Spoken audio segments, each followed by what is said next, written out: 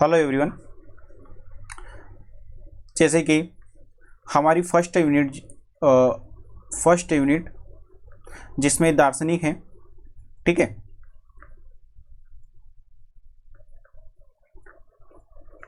And जो हमारी second unit है जिसमें मनोवृत्ति, अभिक्षमता,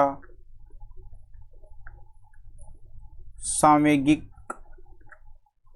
बुद्धि और व्यक्तिगत भिन्नताएं, ये जो 4 टॉपिक दिए हैं, इनमें से मनोवृत्ति वाला मेरा लगभग आधा हो गया है, ठीक है।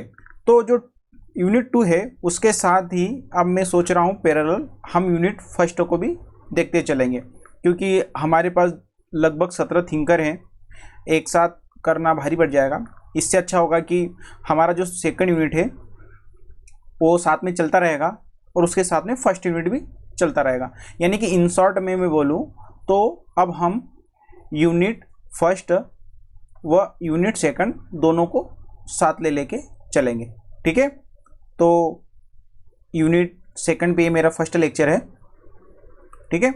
और यूनिट फर्स्ट में आप लोगों को पता है आयोग ने हमें क्या दिया है, दार्शनिक यानी कि थिंकर जो हैं उनका अध्ययन करना है, ठीक है। और दार्शनिकों पर जाने से पहले सबसे पहले हमें ये देखना पड़ेगा कि दर्शन क्या होता है, ठीक है। दर्शन क्या होता है, ये जो दर्शन है ये दर्शन क्या होता है। तो जो दर्शन है, दर्शन का सामान्य अर्थ होता है देखना, ठीक है। दर्शन का अर्थ क्या होता है, देखना या दृष्टिकोण, ठीक है। दर्शन किसका होता है, दर्शन किसका होगा, किसी दार्शनिक का होगा। किसका होगा, किसी दार्शनिक का होगा। दार्शनिक का ही क्या होता है, दर्शन होता है। तो क्या दार्शनिक कोई स्पेशल होता है, नहीं।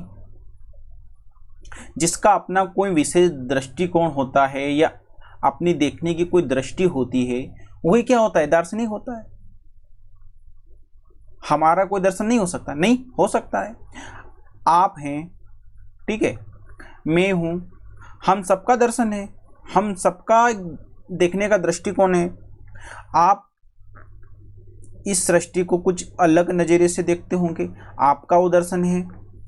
मैं कुछ अलग तरीके से देखता हूँ दृष्टि, मैं कुछ अलग देखता हूँ इस सृष्टि को, तो मेरा कुछ अलग दृष्टिकोण है। यानी कि दर्शन सबका होता है, दर्शन सबका होता है। बात समझ रहे हो, आपका भी है, मेरा भी है, ठीक है। परंतु किसी का दर्शन ज़्यादा फेमस है, किसी का कम है। भैया आपका दर्शन और मेरे दर्शन, हमारी बात कोई नहीं सुनेगा, समझ रहे बात को। जब व्यक्ति तर्क लगाता है, आध्यात्म बुद्धि को जगाता है, सारे तर्क वितर्क के बाद एक दृष्टिकोण देता है दुनिया के संबंध में, तो क्या होता है, दर्शन। सर दर्शन में होता क्या है, दर्शन में होता है क्या है, दर्शन में व्यक्ति परम सत्य की खोज करता है। किसकी खोज करता है, परम सत्य की खोज करता है।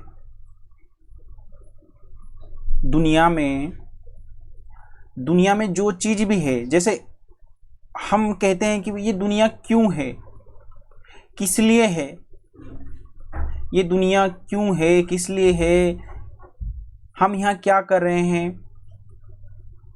तो इन सारे जो सवालों की खोज है कहीं ना कहीं कौन करता है, दार्शनिक करता है। यानी कि वो इस दुनिया के सत्य, इस दुनिया में जो परम सत्य है उसकी खोज कर रहा है, वही क्या है, दार्शनिक है। समझ रहे बात को। दार्शनिक क्या करता है, परम सत्य की खोज। परम सत्य क्या सर, ये सृष्टि क्यों है, किस लिए है, क्या है, कब तक रहेगी, इन सारे सवालों की खोज, यानी कि परम सत्य, अंतिम जो सत्य है उसकी खोज करता है कौन, दार्शनिक। और वही हमारा क्या होता है, दर्शन होता है, ठीक है। यदि आप भी, आपके जो विचार हैं, यदि आपके विचार परम सत्य की खोज में हैं तो आप भी क्या हैं, दार्शनिक हैं। समझ पा रहे हो मेरी बात को? ठीक है, हम अच्छे से और समझते हैं इसे। जो दर्शन है, दर्शन का मैंने आपको मोटा मोटा अर्थ समझा दिया है। यहां पर हम अच्छे से देखते हैं। जो दर्शन है, दर्शन के दो अर्थ हो जाते हैं। ठीक है, दर्शन के दो अर्थ हो जाते हैं। सर कैसे? बात को समझना। एक तो पाश्चात्य दृष्टिकोण से और एक भारतीय दृष्टिकोण से। अब पाश्चात्य में दर्शन को हम क्या बोलते हैं? पाश्चात्य मतलब अंग्रेजी। बात को समझ रहे हो? अंग्रेजी। पाश्चात्य में हम दर्शन को बोलते हैं फिलोसॉफी। ठीक है, और दर्शन को हम हिंदी में क्या बोलते हैं? दर्शन तो हिंदी शब्द है, दर्शन है। पहले हम पाश्चात्य दृष्टिकोण से देख लेते हैं। ठीक है, अब जो फिलोसॉफी है, ये फिलोसॉफी दो शब्दों से मिलकर बनी है। कौन कौन से? एक तो हम यहां देखेंगे फिलोस, दूसरा क्या है? सोफिया। क्या है? सोफिया। फिलोस और सोफिया। जो दर्शन है, दर्शन के हम दो अर्थ देखेंगे यहां पर। एक तो पाश्चात्य दृष्टिकोण से, दूसरा भारतीय दृष्टिकोण से। पाश्चात्य दृष्टिकोण में दर्शन को क्या बोलते हैं? फिलोसॉफी। और ये जो फिलोसॉफी है, ये दो शब्दों से मिलकर बनी है। कितने शब्दों से? दो शब्दों से। एक फिलोस, दूसरी सोफिया। और ये जो दोनों के दोनों शब्द हैं, ये दोनों के दोनों शब्द कैसे हैं? ग्रीक भाषा के शब्द हैं। ठीक है, अब फिलोस का यहां पर अर्थ होता है प्रेम, या हम इसको बोलेंगे स्नेह, प्रेम, स्नेह, लव। सोफिया का अर्थ होता है ज्ञान। सोफिया का अर्थ क्या होता है? ज्ञान। यानी कि जो दर्शन है, दर्शन को हम अंग्रेजी में क्या बोलते हैं? फिलोसॉफी। और ये जो फिलोसॉफी है, ग्रीक के दो शब्दों से मिलकर बनी है, एक फिलोस, दूसरे सोफिया। फिलोस का अर्थ होता है प्रेम या स्नेह, सोफिया का अर्थ होता है ज्ञान। तो इसका अर्थ क्या हुआ पाश्चात्य दर्शन में? यानी पाश्चात्य जगत में दर्शन का अर्थ क्या हुआ? अब यहां पर आप समझ गए होंगे, प्रेम, स्नेह और ये ज्ञान। तो ये बोल रहा है कि प्रेम और स्नेह किससे? प्रेम और इससे ज्ञान से। प्रेम और स्नेह किससे? ज्ञान से। यानी कि जो पाश्चात्य है, पाश्चात्य में दर्शन का अर्थ क्या है? पाश्चात्य दर्शन का अर्थ है ज्ञान के प्रति प्रेम। किसी के प्रति प्रेम नहीं, केवल किसके प्रति? ज्ञान के प्रति। जिसको ज्ञान के प्रति प्रेम हो जाए वही क्या है? दर्शन है। और उसको देने वाला क्या है? दार्शनिक है। किसके संदर्भ में अर्थ हुआ? पाश्चात्य जगत के संदर्भ में। अब यदि हम भारतीय संदर्भ में इसको समझें, अब भारतीय संदर्भ में दर्शन क्या होता है, इसे हम समझने का प्रयास करते हैं। दर्शन, ये पाश्चात्य हो गया और ये हमारा क्या हो गया? भारतीय संदर्भ हो गया। अब यदि हम भारतीय संदर्भ में दर्शन को समझें, तो जो दर्शन है वो आपका दृश्य धातु से बना है। किससे बना है? दृश्य धातु से बना है। क्या होती है ये? दृश्य संस्कृत का है और संस्कृत में धातु है, दृश्य। जो दर्शन है, यदि हम दर्शन का भारतीय संदर्भ में अर्थ समझें, तो भारतीय अर्थ में जो दर्शन है ये दृश्य धातु से बना है, जिसका अर्थ क्या होता है? देखना। समझ रहे बात? यानी कि भारतीय अर्थ में जो दर्शन है, दर्शन शब्द किससे बना है? दर्शन शब्द संस्कृत के दृश्य धातु से बना है।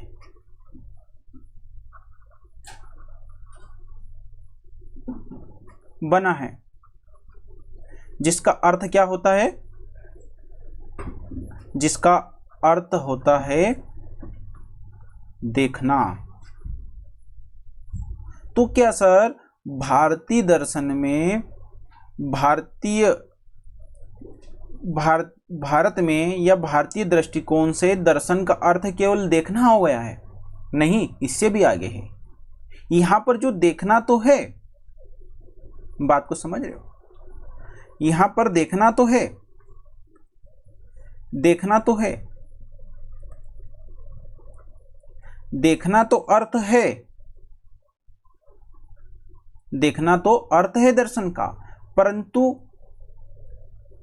क्या देखना और किससे देखना और क्यों देखना, इन अर्थों को जानना बहुत जरूरी है। बात समझ रहे हो? हमने भारतीय संदर्भ में, ठीक है, दर्शन को क्या कहा? जो दर्शन है, दर्शन को क्या कहा? देखना। अब बात ये आती है कि क्या देखना, ठीक है, और किससे देखना और क्यों देखना। यदि ये तीन आंसर हमें मिल जाते हैं तो यानी कि ये हमारा दर्शन का पूरा अर्थ यहां पर क्लियर हो जाता है। सबसे पहली बात ये आती है कि क्या देखना, ठीक है, और किससे देखना और क्यों देखना। क्या देखना? परम सत्य को देखना। क्या देखना? परम सत्य को देखना।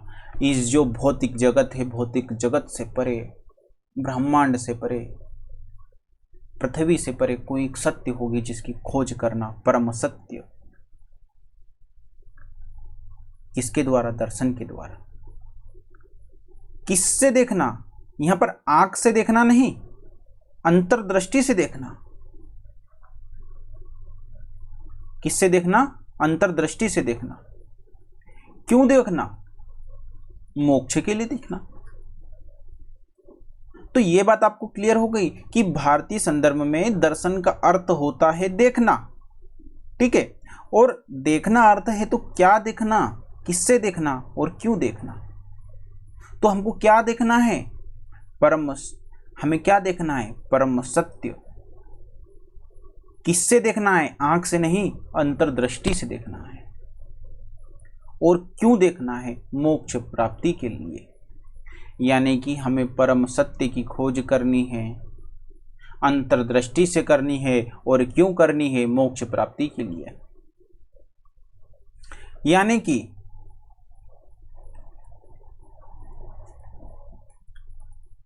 मोक्ष प्राप्ति के लिए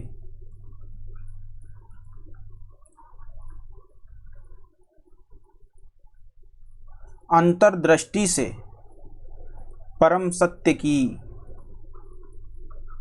खोज करना दर्शन है। बात समझ रहे हो?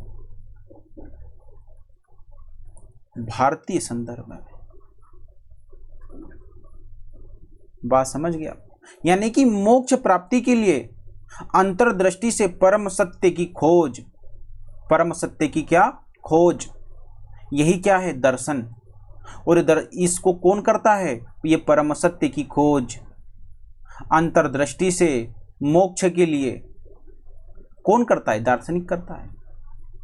तो हम यही जानने का प्रयास करेंगे दार्शनिकों के उन्होंने क्या खोजा है दृष्टि में, ठीक है। और पाश्चात्य जगत में हमने क्या देखा? पाश्चात्य दर्शन में केवल ज्ञान के प्रति प्रेम है, ज्ञान के प्रति प्रेम, ज्ञान के प्रति प्रेम पाश्चात्य संदर्भ में। वहां कोई मोक्ष प्राप्ति की बात नहीं हो रही है, वहां केवल क्या है? ज्ञान के प्रति प्रेम है उनको। और जिसको ज्ञान के प्रति प्रेम है वही क्या है? दार्शनिक है। और ज्ञान के प्रति प्रेम क्यों है? ज्ञान के प्रति प्रेम क्यों है? यदि हम देखें, हम आगे देखेंगे सुकुरात था या प्लेटो थे, अरिस्टो थे, ये भी दार्शनिक थे। यानी कि इनको ज्ञान के प्रति प्रेम था। वो प्रेम किस लिए था? वहां पर जो अराजकता व्याप्त थी उसको समाप्त करने के लिए, तत्कालीन परिस्थितियों से निजात पाने के लिए ही उनको ज्ञान के प्रति प्रेम था। और भारतीय संदर्भ में हमने देखा तो मोक्ष प्राप्ति के लिए अंतर्दृष्टि से परम सत्य की खोज ही क्या थी? दर्शन थी। ठीक है, आप लोगों को दर्शन का अर्थ क्लियर हुआ होगा यहाँ पर, मुझे ये उम्मीद है। ठीक है, यदि आप लोगों को और नहीं समझ में आया तो मुझे आप जरूर बताइएगा। ठीक है, अब ये दर्शन है, दर्शन में हमने क्या देखा? अभी दर्शन का अर्थ देखा। ठीक है, यहां पर अर्थ हमने दोनों में देखा, पाश्चात्य जगत में और भारतीय जगत में भी देखा। अब यहां पर हम देखेंगे दर्शन का विभाजन देखेंगे। सर दर्शन का विभाजन क्या होगा? देखना जरा, यहां पर आपको देखना पड़ेगा। और दर्शन के विभाजन के बाद हम इसका विकास देखेंगे। ठीक, बहुत डिटेल में नहीं जाएंगे हम। ठीक है, हम बहुत डिटेल में नहीं जाएंगे। फिर क्या करेंगे? हम केवल हाईलाइट ही पढ़ेंगे ताकि आप लोगों को समझ में आ जाए दार्शनिक पढ़ने से पहले कि दर्शन क्या चीज होती है, कहां से आई है। अर्थ देखा पाश्चात्य में, भारतीय संदर्भ में। अब इसका विभाजन, भारतीय दर्शन का विभाजन दो अर्थों में होता है। एक तो होता है आस्तिक, दूसरा है नास्तिक। ठीक है, अब यहां पर आस्तिक क्या है और नास्तिक क्या है?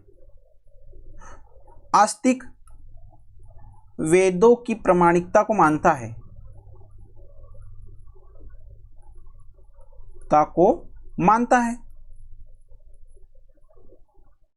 वही क्या है? आस्तिक दर्शन है। और नास्तिक दर्शन क्या है?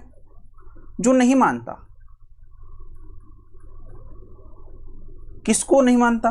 वेदों को। वो क्या है?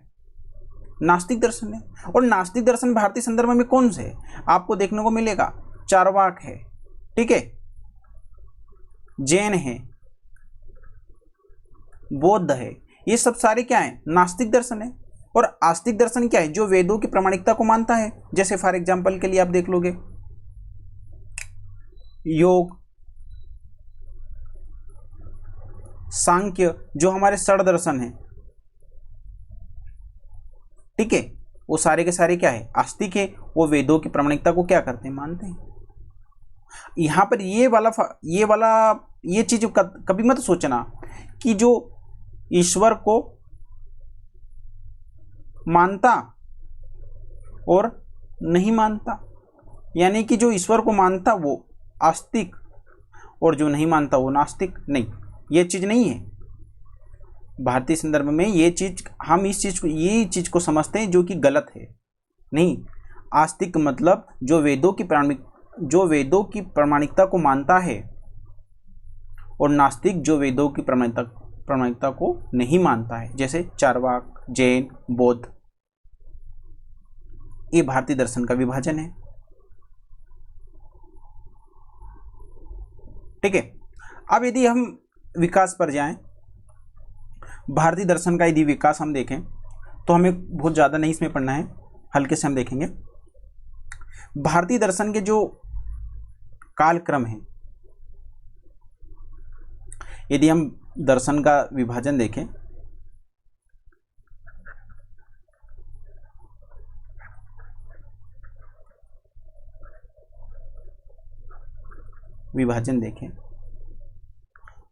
तो इसके 4 कालक्रम हैं।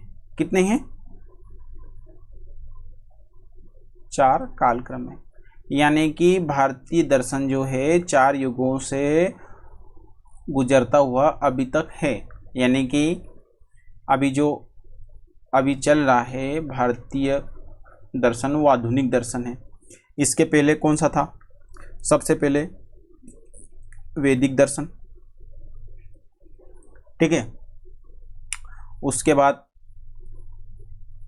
वैदिक के बाद आता है महाकाव्य दर्शन, और थर्ड पे है सूत्रकाल। यानी कि जो भारतीय दर्शन है, भारतीय दर्शन का विभाजन 4 काल क्रमों पर किया गया है। ठीक है, वैदिक दर्शन वैदिक दर्शन, ये जितने भी दर्शन हैं, इन दर्शनों में कहीं ना कहीं हमें परम सत्य की ओर या सत्य की खोज की ओर ये अग्रसर हैं, ये चारों के चारों दर्शन। और जो वैदिक दर्शन है किस पे आधारित है? ये सारे वेद उपनिषद पर आधारित है। ठीक है। और जो महाकाव्य दर्शन है वो रामायण, महाभारत और सूत्रकाल आया, तो यहां पर क्या आ गया? षड दर्शन आ गया। जो षड दर्शन मतलब जो हमारे 6 दर्शन हैं, कौन कौन से? सांख्य, योग, न्याय, वैशेषिक और वेदांत, ये षड दर्शन है। और आधुनिक दर्शन देखें तो आधुनिक दर्शन में हम क्या देखते हैं? महात्मा गांधी जी का दर्शन, राजा राम मोहन राय का दर्शन, अंबेडकर का दर्शन। ठीक है। तो ये भारतीय दर्शन का कालक्रम या विभाजन हो गया। इतना इंपॉर्टेंट नहीं, बस एक आपकी बेसिक अंडरस्टैंडिंग है कि भारतीय दर्शन का सफर कहाँ से चल रहा है। यानी कि वैदिक दर्शन, वैदिक से आए, महाकाव्य दर्शन आया, सूत्रकाल आया, और फिर क्या आ गया? आधुनिक दर्शन। ठीक है। और आज भी हो सकता है और कोई जो परम सत्य की खोज की ओर अग्रसर हो तो उसका दर्शन चल रहा होगा। ठीक है। आई होप कि आपको इतनी बात समझ में आई होगी। ठीक है। यानी कि हमने जो अभी दर्शन देखा, दर्शन का अर्थ देखा, पाश्चात्य संदर्भ में भी, भारतीय संदर्भ में। ठीक है। दर्शन का विभाजन देखा और इसका कालक्रम देखा कि किस तरह से आधुनिक तक भारतीय दर्शन आया। ठीक है। ये तो ये चीज हो गई। अब हमें जो दार्शनिक होता है, ठीक है, एक दार्शनिक है, ठीक है, जो दार्शनिक का जो दर्शन दिया है, ठीक है, दर्शन, और ये दर्शन किस लिए दिया है? किस लिए दिया है? परम सत्य की खोज के लिए, सत्य की खोज के लिए। अब ये परम सत्य क्या चीज है सर? परम सत्य अंतिम सत्य, जिससे मोक्ष मिल जाए। ठीक है। और इसकी खोज कौन करता है? दार्शनिक। दार्शनिक दर्शन देता है, किस लिए देता है? परम सत्य की खोज के लिए। ठीक है। तो क्या परम सत्य की खोज ऐसे ही हो जाएगी?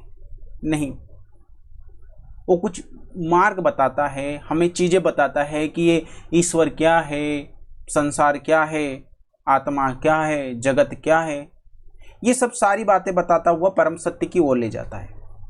तो जो दार्शनिक है, दार्शनिक का जो दर्शन है, उसका दर्शन 3 बातों पर मेलनी रूप से चलता है। ठीक है। कैसे? एक नीति मीमांसा, नीति मीमांसा, ज्ञान मीमांसा और एक तत्व मीमांसा। किसी भी दार्शनिक का जो दर्शन है, उसके दर्शन में, ठीक है, परम सत्य की खोज के लिए वो 3 बातें बताता है। क्या बातें? एक नीति मीमांसा, ज्ञान मीमांसा और एक तत्व मीमांसा। ये प्रमुख है। ठीक है। उसके अतिरिक्त भी वो कुछ बता देता है, चाहे वो सामाजिक संदर्भ में हो या राजनीतिक संदर्भ में भी हो, परंतु मेलने रूप से हमें किसी भी दार्शनिक के अंतर्गत, किसी भी दार्शनिक के दर्शन के अंतर्गत 3 चीजों का विशेष रूप से अध्ययन करना पड़ेगा। उसकी नीति मीमांसा का, उसका ज्ञान मीमांसा का और उसकी तत्व मीमांसा का। सर ये नीति मीमांसा क्या चीज होती है, ज्ञान मीमांसा क्या चीज होती है, तत्व मीमांसा क्या चीज होती है? हमको बिल्कुल समझ में नहीं आ रहा है, तो आओ देखते हैं इसको। आओ बच्चों, तुम्हें दिखाएं दर्शन क्या चीज होती है। ठीक है। तो सबसे पहले हम देखें तत्व मीमांसा। तत्व मीमांसा, ठीक है। उसके बाद ज्ञान मीमांसा, ये मीमांसा आप लिख लेना, और तत्व मीमांसा, ज्ञान मीमांसा और नीति मीमांसा।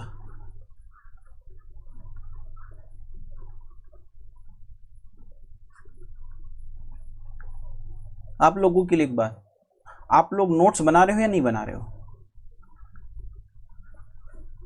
भाई आप कुछ भी काम कर रहे हो, पहली फुर्सत में बिल्कुल एक ब्लैंक पेज की बुक लाओ, ठीक है, और जैसा मैं बताते जा रहा हूँ बिल्कुल नोट डाउन करते जाओ।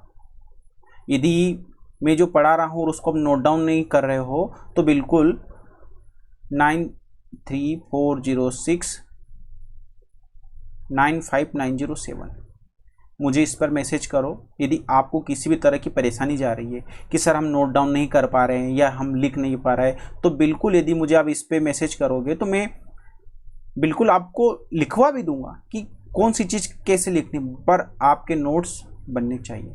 बट मुझे पूरा यकीन है कि मैं जो आपको बता रहा हूँ आप अपने नोट्स सारे तैयार कर रहे होंगे, ठीक है, और ये सारे नोट्स आपके है ना बुलेट पॉइंट की तरह रहेंगे, सारे की पॉइंट ही मैं लिखवा रहा हूँ, ताकि ये की पॉइंट को ध्यान में रखकर आप विस्तृत लिख सकते हो, ठीक है। 5 है ये 9340695907। तो हम क्या देख रहे थे?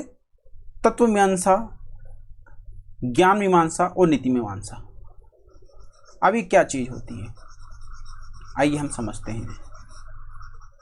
जब भी हम किसी दार्शनिक की तत्व मीमांसा, ज्ञान मीमांसा और नीति मीमांसा इनकी बात करेंगे, है ना, तो सबसे पहले उसमें हम तत्व मीमांसा,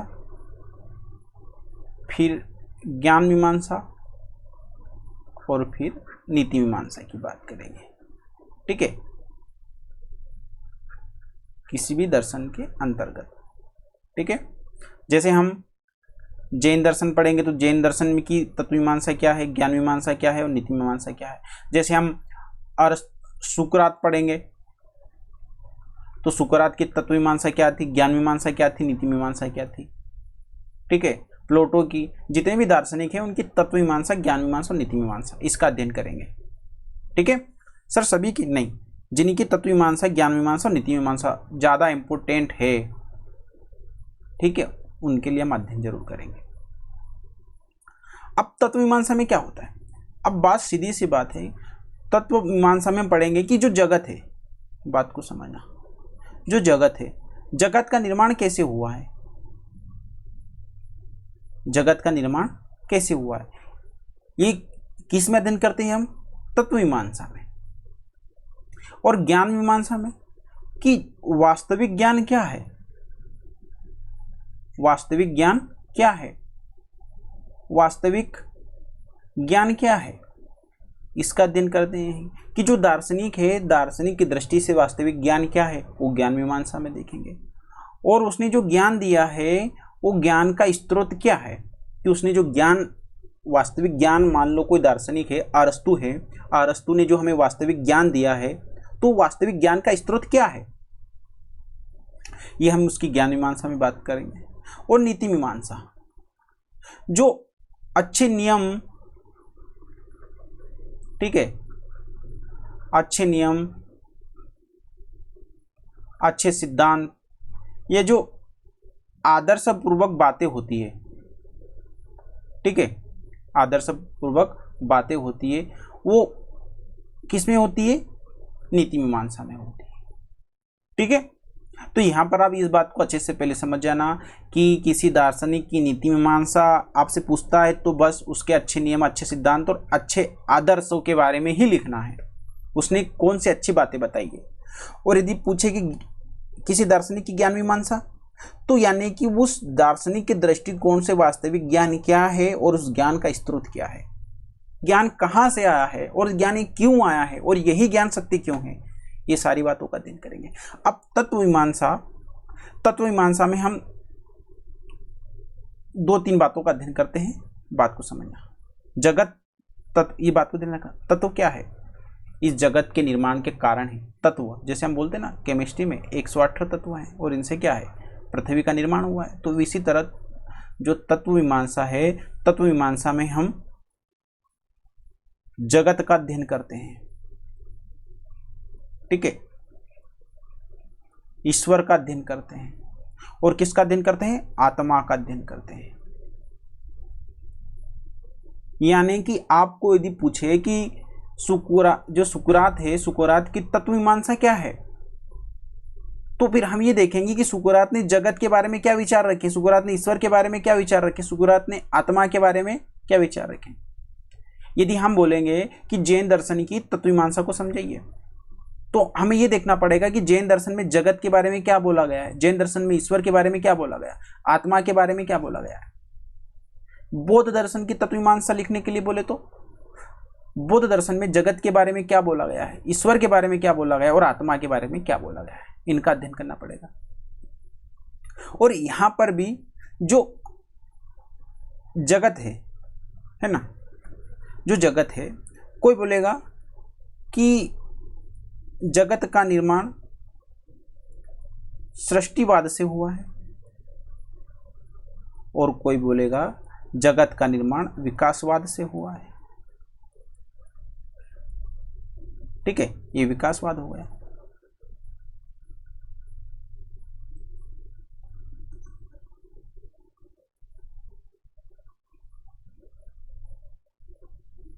विकासवाद,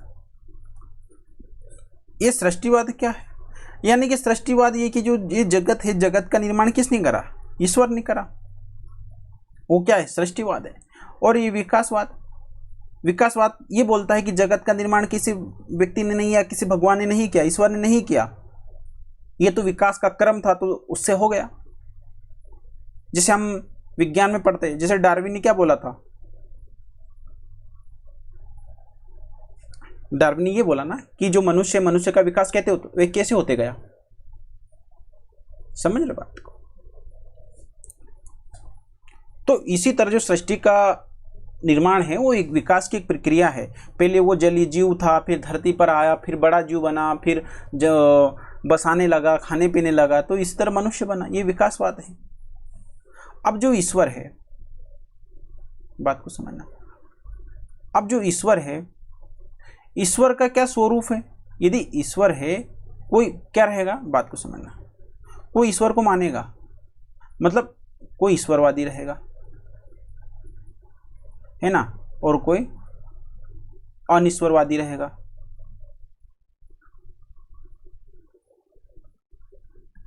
मतलब ईश्वरवादी मतलब जो ईश्वर को मानता है और अनिश्वरवादी जो ईश्वर को नहीं मानता। बात समझो। अब यदि यहां पर भी यदि कोई ईश्वर को मानता है तो भैया ईश्वर को मानता है तो उस ईश्वर कितने हैं, ईश्वर की संख्या क्या है, और कोई मानता है तो ईश्वर है, तो ईश्वर का स्वरूप क्या है, यानी संख्या। ये संख्या क्या चीज होती, मतलब कोई एक देव और कोई बहुदेव। जो एक से अधिक देवों को मानता है वो बहुदेववाद, और जो एक देव को मानता है मतलब एकेश्वरवाद। ईश्वर का स्वरूप क्या है, ईश्वर का स्वरूप क्या है, एक सगुण स्वरूप है और एक निर्गुण स्वरूप है। बात को समझ रहे सर, ये निर्गुण क्या है और सगुण क्या है। सगुण ये है कि ईश्वर का एक निश्चित आकार है, और निर्गुण का कि ईश्वर का कोई आकार नहीं हो सकता, उसमें इतने गुण हैं, इतने गुण हैं कि आप उसको डिफाइन ही नहीं कर सकते हो कि ये ईश्वर है। और सगुण में आप बता सकते हो कि ईश्वर है, ईश्वर ऐसा है, ईश्वर ऐसा है, ठीक है। ये सगुण भक्ति और निर्गुण, ठीक है। यदि सीधी सी बात है, दर्शन के अंतर्गत हम तत्व मीमांसा, ज्ञान मीमांसा और नीति मीमांसा का अध्ययन करते हैं। नीति मीमांसा में अच्छे नियम, सिद्धांत और आदर्शों की बात करते हैं। ज्ञान मीमांसा में ज्ञान क्या है, स्रोत क्या है और क्यों है, कहाँ से आया, किस लिए आया है, ज्ञान के बारे में बात करते हैं। और तत्व मीमांसा में जगत की बात होगी, ईश्वर की बात होगी, आत्मा की बात होगी, ठीक है। कोई जगत को सृष्टिवाद से माना गया, कोई विकासवाद से मानेगा। विकासवाद मतलब कि बस एक प्रक्रिया थी, जलीय जीव से धरती पर आया, धरती से बड़ा जीव बना, इससे मनुष्य का विकास हो गया। और सृष्टिवाद में बोलेंगे कि जो जगत है, जगत का निर्माण ईश्वर से हुआ है। यदि ईश्वर का अध्ययन करेंगे तो कोई ईश्वरवादी होगा जो ईश्वर को मानेगा, और जो अनिश्वरवादी होगा ईश्वर को मानेगा ही नहीं। और यदि कोई ईश्वर को मानेगा नहीं तो बात ही खत्म हो गई। और यदि कोई मानेगा ईश्वर है, तो भाई ईश्वर का कितने ईश्वर हैं और ईश्वर का स्वरूप क्या है, ठीक है। तो ईश्वर की संख्या, कोई एकेश्वरवाद होगा, कोई बहुदेववाद होगा। अब जितने भी हमारे यहाँ दार्शनिक है, जैसे राजा राम मोहन राय, विवेकानंद हो गया, स्वामी दयानंद सरस्वती, सब ये क्या है, एकेश्वरवाद है, एक देव को मानेंगे। बहुदेववाद को कोई मानेगा नहीं लगभग, क्योंकि जब हमारे जो दार्शनिक हैं उनके सामने ऐसी परिस्थितियां ही खड़ी थी, सांप्रदायिकतावाद थी, जातिवाद थी, अंधविश्वास थे, तो ये सब किस लिए पैदा हो रहे थे, बहुदेववाद के लिए, ठीक है। उनको खत्म करना था, तो एकेश्वर की बात अवधारणा है। स्वरूप, यदि आपका ईश्वर है तो उसका स्वरूप क्या है, मतलब उसका कोई आकार है या नहीं है। कोई कहेगा कि हाँ ईश्वर सगुण है, कोई कहेगा कि ईश्वर क्या है, निर्गुण है। बात को समझ रहे, ईश्वर की बात हो गई। आत्मा,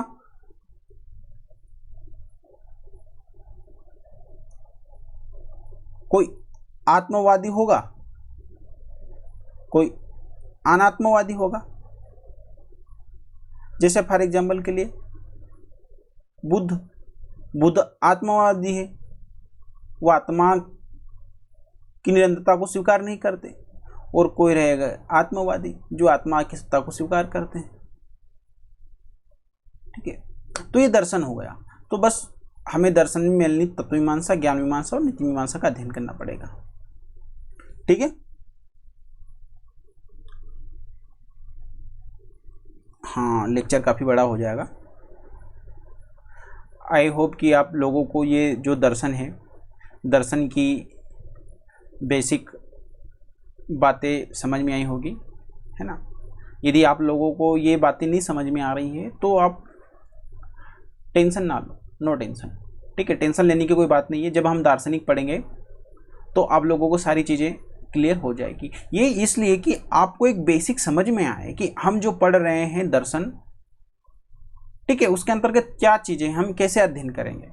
तो ये मैं बोलूँगा कि दर्शन, जो दर्शन शास्त्र है, दर्शन शास्त्र में जो दर्शन का अध्ययन होता है, तो ये दर्शन क्या चीज़ है, कैसे है, इसके बारे में एक बेसिक अवधारणा थी जो आप लोगों को अब क्लियर भी होगी, ठीक है। इसके बाद हम अच्छे से एक दार्शनिक लेंगे और उन दार्शनिकों पर जो भी क्वेश्चन बन सकते हैं, 3 मार्कर, 5 मार्कर और 11 मार्कर, सारे अच्छे से कंप्लीट करेंगे, ठीक है। आप दार्शनिक पढ़ने से पहले एक काम कीजिएगा, एक अच्छे से ब्लैंक पेज की बुक लीजिए, ठीक है। और आप जिस पेन को मेंस में उपयोग करेंगे, है ना, मेंस की दृष्टि से, उसी पेन का उपयोग यहाँ लिखने के लिए करें। क्यों करें? ताकि आपकी लिखने की अच्छे से क्या हो जाए, प्रैक्टिस हो जाए, है ना। मैं बिल्कुल आपके सारे नोट्स तैयार करा दूंगा अच्छे से। बस आपको कहीं कुछ ज़्यादा नहीं करना है, रिवीजन करना है और बस लिखो, ठीक है। ठीक है, थैंक यू क्लास।